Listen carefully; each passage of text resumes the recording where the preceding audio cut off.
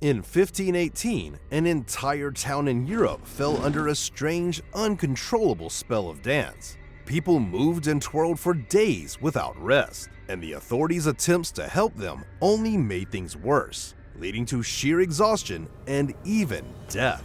It was so bad that we call it the dancing plague. Was it mass hypnosis, poisoning, or something even darker? Let's find out. Have you ever yawned just because you saw someone else do it? That weird contagious effect might help us understand the eerie dance epidemic that took over Strasbourg in 1518. Let's go back in time to see what really happened. Strasbourg back then was a bustling, crowded city with a whole lot of stress. Food shortages, poverty, and religious enthusiasm shaped everyone's lives. The people were devout, living under a stronghold of religious expectations and superstition. If you had an unusual urge, for example, to break into dance, you could be seen as possessed, cursed, or mentally retarded.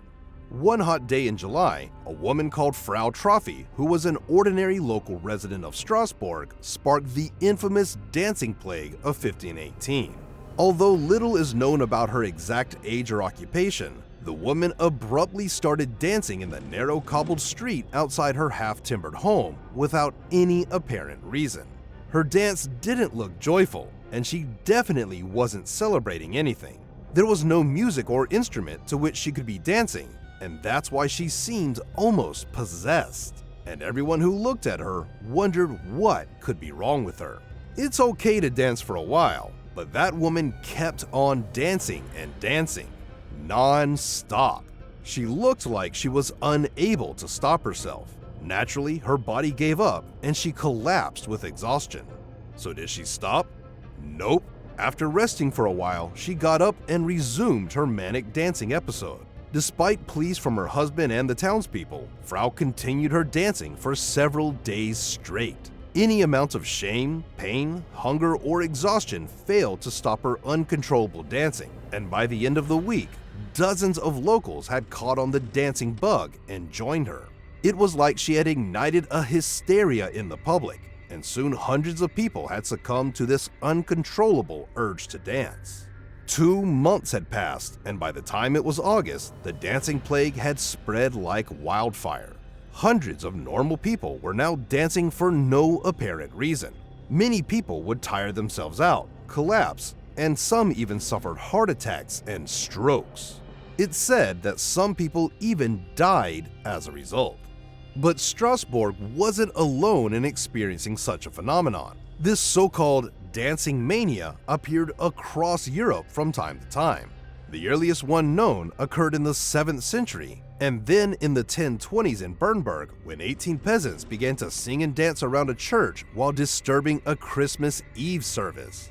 In 1237, another similar scene occurred in Erfurt, Germany, when a large group of children suddenly took off, dancing and jumping all the way to the nearby town of Arnstadt.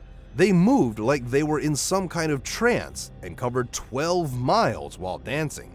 This bizarre dance fever showed up in different parts of Europe later too, causing people to lose control and dance until they dropped. Anyways, back to Strasbourg now. When so many people were dancing in the streets for so long, barely stopping to eat, drink, or rest, the local authorities took notice. Even they couldn't figure out any kind of explanation and had to intervene. Was it a curse, a divine punishment, or a mass hysteria? Before I tell you that and more, please take 2 seconds to help me out. Hit like and subscribe if you're enjoying this video so far. Thank you. Now back to the video. Now that the authorities in Strasbourg were involved, they, instead of addressing the root cause of this bizarre behavior, made a huge mistake of adding fuel to the fire. They thought encouraging more dancing would solve the problem. Yup, you heard that right. They gave people a reason to dance and hired musicians to set up public dance sessions, believing that if people just danced it out, everything would return to normal. There are claims that guild halls were refurbished to accommodate the dancing. Musicians and some normal people were brought in to support those caught up in the dancing mania, trying to keep everyone on their feet. They thought that by providing music and physical support, they could help the dancers keep going and regain some control over the situation. But did this effort work out? Unfortunately, it all backfired. The more they tried to control the situation, the worse it got. As people danced harder, more and more joined in, and the crowd spiraled out of control. It became a chaotic scene, with people dropping from exhaustion or worse, dropping dead. The authorities then turned to religious explanations, believing that the dancers were possessed or under some supernatural influence. The Council of Strasbourg even tried to put a ban on public dancing in an attempt for it all to stop, and even tried to ban music altogether. But all in vain. Now, people started to fear that it was a punishment from Saint Vitus, and even more people joined in the mania to be free of sin. They even sent people to Saint Vitus's shrine, hoping the saint would intervene and put an end to the madness. The shrine was seen as a holy place where divine intervention could occur, and the dancers believed that honoring Saint Vitus would bring them peace. So they performed prayers and offerings while wearing red shoes having crosses painted on the tops and soles sprinkled with holy water. Not only that, the dancers held small crosses in their hands and chanted Latin incantations. Eventually, word was spread that the ritual was successful and the dancing plague came to an end after taking 400 victims. It is estimated that at the peak of this mania, around 15 people were dying every single day, but due to a lack of detailed records from the time, the exact number remains uncertain. This lack of documentation is also the reason why we can hardly understand what was going on in their heads and how they couldn't control their own bodies. But it has certainly intrigued modern historians and scientists for centuries. They devise plenty of theories, and they're quite interesting too. One popular theory blames food poisoning that would have occurred due to ergot fungi. Ergot is a toxic fungus that grows in damp rye and contains hallucinogenic compounds similar to LSD. Eating infected bread could lead to convulsions, hallucinations, and even gangrene.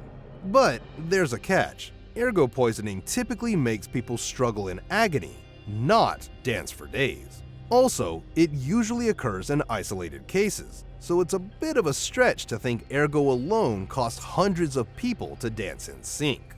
Another possible explanation is mass hysteria, also known as mass psychogenic illness. Imagine the intense stress the people of Strasbourg were under. Poverty, disease, and the recent horrors of the plague were part of their daily lives. In these conditions, the idea of psychological distress showing up as physical symptoms is more believable.